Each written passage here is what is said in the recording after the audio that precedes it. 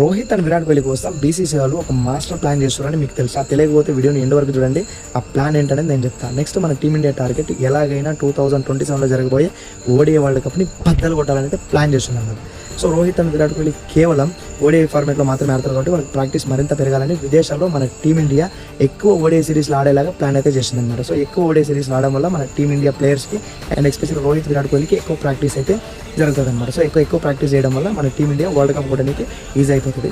And especially Virat కోహ్లీకి మాత్రం దీనివల్ల చాలా అడ్వాంటేజ్ అయితే ఉందన్నమాట. సో విరాట్ కోహ్లీ 100 సెంచరీస్ కొట్టుకోవడానికి చాలా దగ్గరలో అయితే ఉన్నాడు కాబట్టి ఎక్కువ ఓడిఐ మ్యాచెస్ ఆడడం వల్ల విరాట్ కోహ్లీ 100 సెంచరీస్ కూడా కొట్టేసుకుంటారు అనమాట. సో ఎటు తిరిగిన వల్ల మన టీమిండియాకు మన టీమిండియా ప్లేయర్స్కు అండ్ రోహిత్ విరాట్ కోహ్లీకి అడ్వాంటేజ్ అయితే అనిపిస్తుంది అనమాట. సో బీసీసీ వాళ్ళు ఎలా ప్లాన్ చేశారంటే ఒక్క దెబ్బకి 2 పిట్టలు పడేటట్టు ప్లాన్ చేశారు అనమాట. ఇటు ఓడిఐ వరల్డ్ కప్ గెలిచేయచ్చు, ఇటు విరాట్ కోహ్లీ 100 సెంచరీస్ కూడా కొట్టేసే ఆప్షన్ అయితే ఉంటుందన్నమాట. సో మరి ఇక ఇన్ఫర్మేషన్ మన రోకో ఫ్యాన్స్ కూడా మీరు షేర్ చేసేయండి.